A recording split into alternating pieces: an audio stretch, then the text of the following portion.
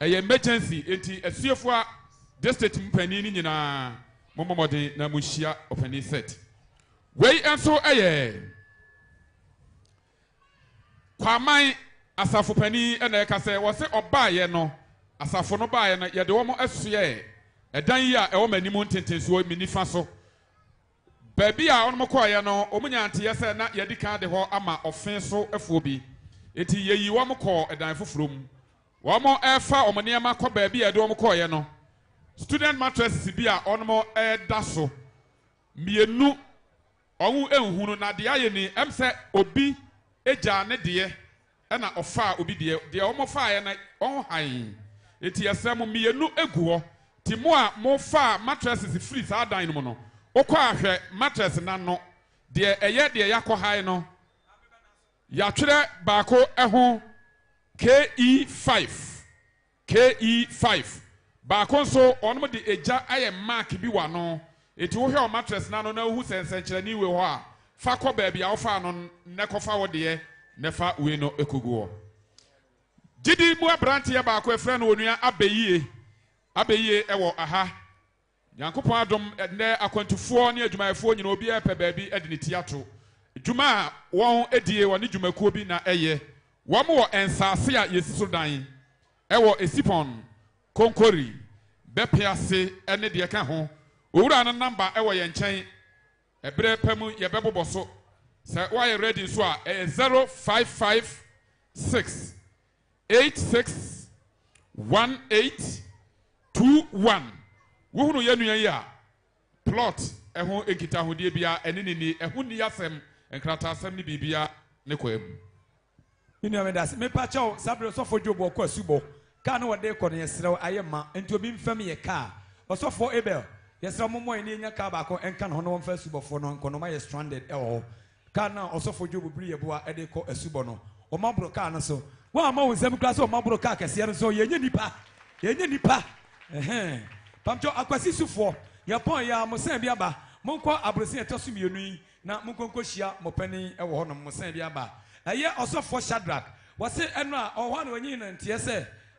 awo bi aba na buhiem na awo no aba no na awo na ye den na senke ye de nukoko pie hospital enya bibia se ne nantwie baako na awo aka no nantwie ne ntimi ngo na nsenie eti anadwo no mfrɛ sɛ nyame adom nantwie na wo kama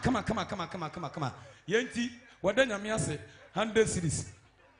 na minya ni pasam nkamo absem bi eni minya mo asem sabrai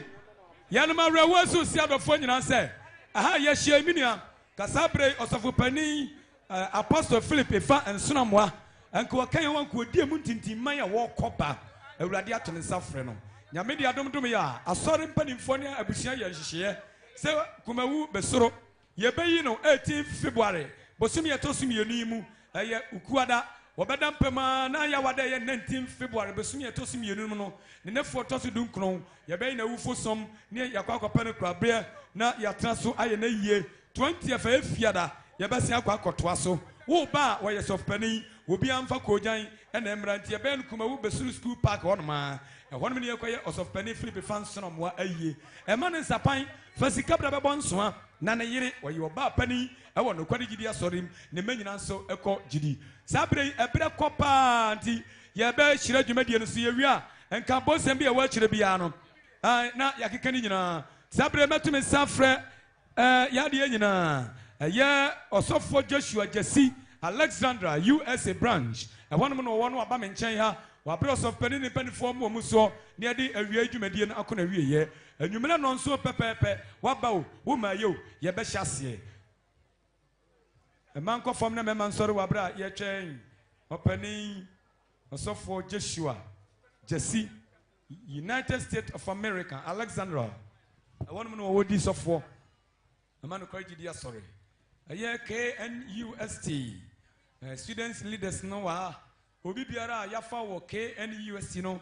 me wia me do number batudwa na wa from no maboa wo in terms of accommodation and our church services ni nyina nso ye be ka kire mo ye pon so a ema kuofo ni nyina mpanimfo no say ema mo wa pate ase nyina mo ntwen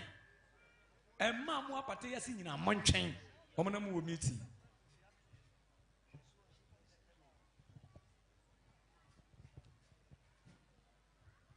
Hallelujah. Any dear counsel, I don't for me a mompaye. Oh, Yana Radi Yes Christo. Onyankopon Grandma Safo. I'll pray with come my Arfuina, Bosu, Usumbo to me, Empa. This was all men and Quamro and Sonia Bonibiu. Radi Yesu, Yadawase. You are a comfort de Crum Pempensua. Would you agree? So there was some chairs said. Yenyanshia mu dieda ampanyampa akwanwa ne nam so no ade nyinam tumfo wukuada ne ye hyedwumade no ase abeduru ene fie dai awurade eda waseda amen ade nyinam tumfo ye dudin na hyase ye dudin na wie ne dai awurade ye kɔ ye besan aba abetoa so anwumre fan mu ade nyinam tumfo fa ye kɔ na fe bra ya bai kosoa na ebo ye ho ban na hwe akra ne nipadua so mabone bia nkan yen ebra no so a wodi ye nyina koya tena ye asomdue mu abone bia enim ye beda wase ebe yiwa ye be kamfo di kronkron se woni adini yie dom ye na boan onyame agwa masafo se bra no anche so na anche du opa ho tefo ankoa ne ma waye nso yanka chi e ba ncha bedi da ne wie ndi yenko anke se wodoba Yesu Kristo moja kronkron ti enne day be shirayen na boa yen enne emra aka nyina amen awurade mpaibo eneja waso udi wonte wa ilebra de obedi wasasiso sebe no so ayenda biale avai akafie sebe difono aka vai konsuyu yifi bonim na hele ele awode ele endunyam ele odiada amen yen Calvary kwama Yesu Kristo a woni yen wuso de mu piesie yenim se wo mogya no pepa kwa ade se wasomfo da so anya nkwansa papa ebrenini da wanim ti akira yen hwe yen so boye nyina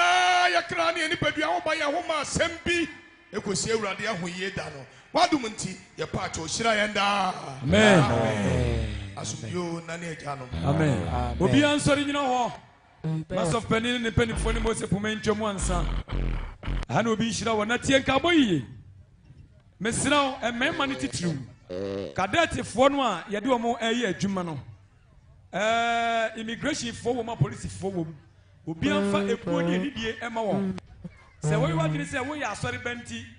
wunni ne mra so a asori mpani se menka nkire se ye de gidi mra ani obedi wo ye mistake so a you be arrested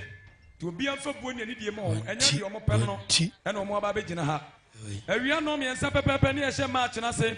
first match eye Asaman versus Crofrom ke kam ho pa ema ni nyina mo ntwen ema ya ni nyina mo ntwen ene mampanifo nyina mo ntwen hello pamcho asubo ka no osofo ebe mo mo ye na ye nya ka ni bi fa ka osofo job mo pamcho wa na onko asubo no mo ye announcement ye wi ad microphone beba ho ye srama ti mo fa ka ni bi enka asubofo ka no ma ye pamcho city same ope adoman a ko sound engineer se ncha wo ope